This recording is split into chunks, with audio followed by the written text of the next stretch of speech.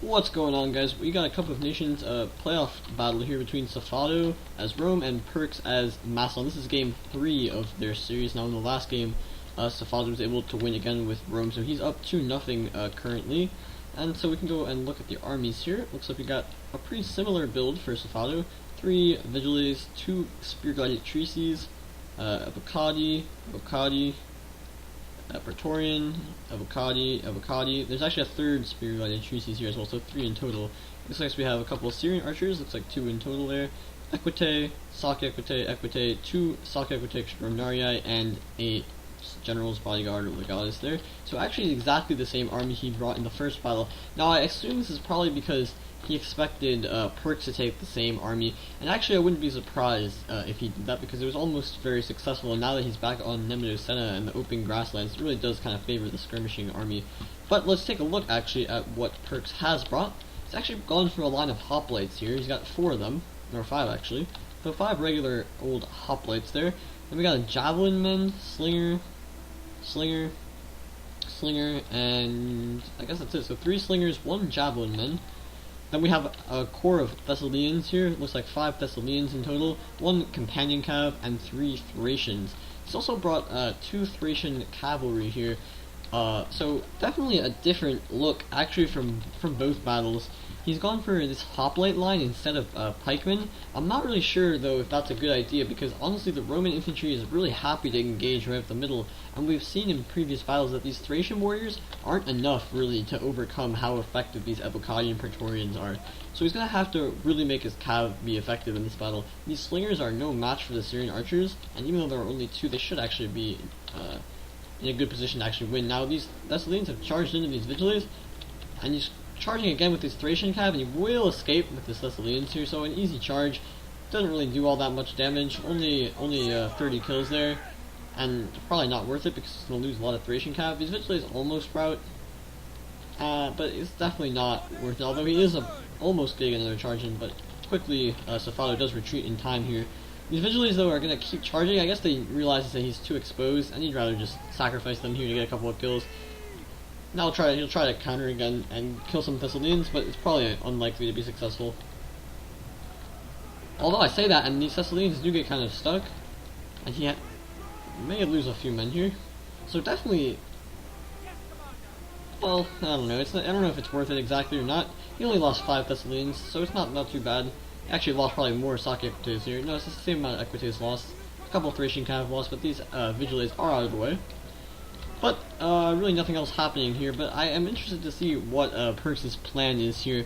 It just seems like the pikes are honestly a better choice than the hoplites, just because they prevent the frontal charge. Now Rome can simply just engage up the middle, and although Makedon will have some good flanking options with his heavy shot cav, there are a lot of spears on the field for Rome, and these Spear Gladiatrices, we saw in the first battle that they can really mess up these Thessalian cav, and they're kind of a big threat to Makedon. Now that he doesn't have the superior slingers that he had in the first one, remember in the first battle, Pirx had a couple of Rhodians.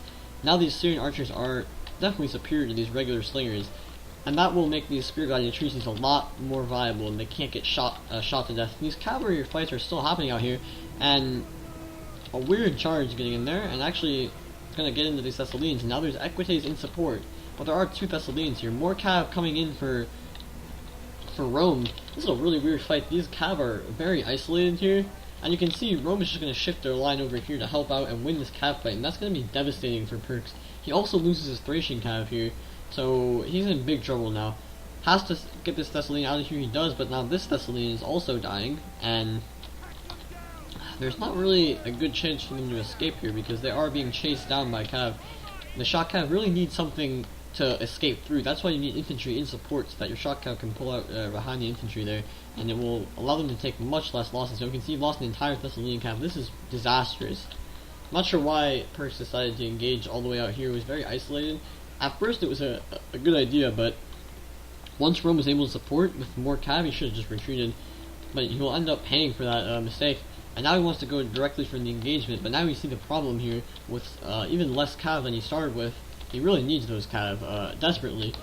And we can see these spears are providing an excellent screen for his Roman infantry here. They don't want to get frontally charged by these Thessalians. Could be very dangerous.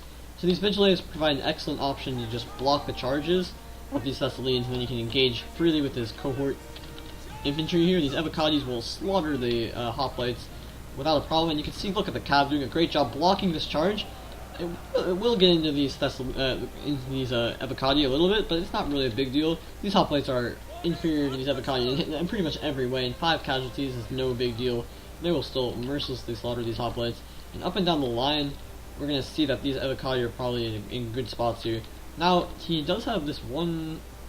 Okay, no, these Evocati are actually fighting over here. That's a little weird. These Spear Glided Treacies, though, they don't really need to fight here. They should just retreat. And there is this one hoplite that will break through. I guess he had a weird kind of fight here. There's an Evocati over here that's free, but there is a hoplite in the middle.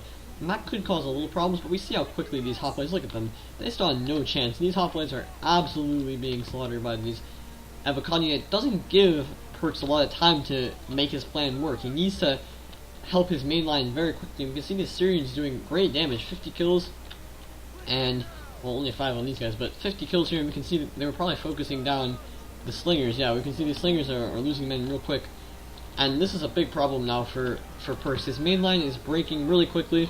This just seems like a favorable fight for Rome in almost every capacity, because he doesn't have enough good infantry. It's not worth it for Pirx to spend 2 units, a hoplite and a Thracian warrior, to just counter one Evocati, when the Evocati will still probably kill them both, and it allows Sofado to just divert too much attention to defending the flanks, and that's what Rome is able to do when they have so many spear units on the field. 3 spear guided treacies and 3 vigiles, I think, and also 6 cav if you include the general there. So really difficult for Pirx to get around the flanks, because there's just, he knows his infantry is gonna be really effective. Now there is still a lot left in the center here, and this could get kind of dangerous, but I just think there's not enough left on the field. This companion cav will have a good time, but Pirx's cavalry needs to be successful. You can see that they are doing some decent damage, but I don't know if it'll be enough. There's a lot of infantry left on the field, still a lot of cav left on the field as well. A couple of units here. The general's actually being routed by this Thracian. So Sofado has lost most of his cav here, which is actually quite good for Makedon, but the problem is there's not any slingers really left on the field for Makedon. If it was the first battle where there was Rhodians, now you have a serious chance, because those Rhodians can do a lot of damage, but just 2 regular slingers and a little bit of shock cav is really not going to be enough, I don't think. And we can see these infantry are now able to help in the cav engagement. These Thracians will do a good job, but they will die to these Evocati. And these Thracian cavalry actually did a good job of killing the general, but for Rome, it's not a huge deal. You lose your general, it's okay. And meanwhile, these companions are getting targeted by these spear glided treacies, expert cavalry killers, these guys. And you can just see how quickly these companions die to these spear glided treacies, who really just have one job, and that is to kill this cavalry. They're also going to chase off these slingers, but again, these slingers are not really deadly to Evocati. They have so much armor and so much health. And this is looking desperate for Makedon for sure. These 3 archers and it looks like 1 spear glided treacies got into these Thracian calves, so you know they're gonna die. But they did manage to kill off the Roman general before, you can see he's dead there, before they died. But there's nothing left on the field for Makedon pretty much. Trying to use, looks like frenzy charge and rapid advance probably. a good combination. Rapid advance, frenzy charge, and killing spree. Of course, I don't know why you would pop killing spree. They're not actually killing anything, but they will rapidly chase after these slingers, and now he's going to use them against the companions, and these companions are probably dead because there's so many stat buffing abilities there. You can see the melee attack on these guys. These companions don't want to be here, and they're only active, so they probably will be able to escape for now. But the rest of the cavalry from Makedon has been finally silenced. You can see these Thessalians were not enough. These Saki Equite are actually a good match for these Thessalians, surprisingly. I think Sofado did a really good job of making sure his cav was equal to the Macedonian cav, because you would expect on paper the Roman cav to be far inferior to the Thessalians, but we saw in every battle that the Roman cav was up to the task and stayed alive just long enough to do their job kind of in the battle. And this battle is for sure over. These spear glided treacies shouldn't catch these slingers, but they will, of course. Slingers might escape, but they are now caught and they're dead. And the Roman army is definitely winning here, and we'll see the Macedonian units rout. So that's a 3-0 victory to Sofado. Very well played. The second battle, I must say, was like pretty much no chance for Makedon. I don't see what you could do there, just because of the terrain. But the first battle was definitely very interesting, and honestly, I think Pirx could have won that and then would have had a much better chance in this series, but he did lose that battle. And this battle, again, also interesting. Pirx tried to change it up a little bit. Maybe he should have gone with his original tactic that he used in the first battle, but who knows, really. It was a close battle for sure. I mean, we can see only the Roman infantry was left, pretty much the only thing.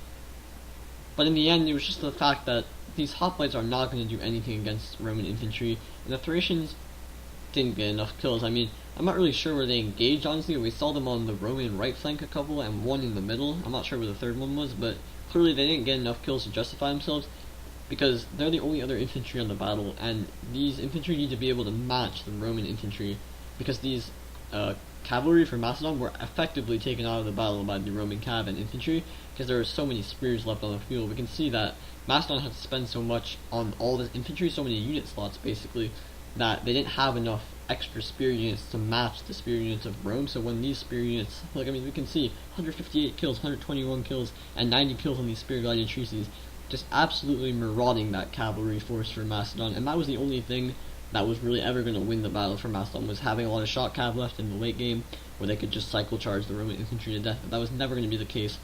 These Roman cavalry just bogged down the Thessalines, and then the spear gladiatrices and the Vigiles just kind of got into there and slaughtered all the cav pretty effectively. So it was a good series, good game. Thanks for watching, guys. See you next time.